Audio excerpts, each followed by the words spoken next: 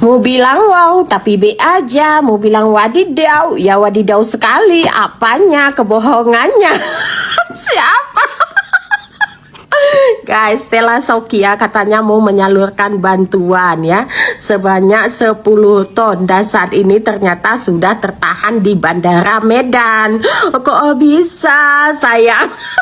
Padahal setelah diperiksa gak ada, semuanya pret. Waduh, waduh, waduh, jahat sekali ternyata ya. Jadi ya kak ya, nggak usah FOMO. Kalau memang lagi nggak bisa, ya udah nggak apa-apa, cukup keep silent, diam aja, mendoakan untuk masyarakat kita yang saat ini sedang musibah. Ya kayak Miss Gosip, aku nggak FOMO-FOMO itu memberikan bantuan, enggak. Ya ala kadarnya aja, ya silahkan gitu ya kan. Ya selebihnya kita mau doakan aja, itu juga bentuk support kita, nggak perlu FOMO-FOMO. Ya bantuannya pas sekarang. Jadi bantuan Kak Sel sekarang bantuannya halu ya kan.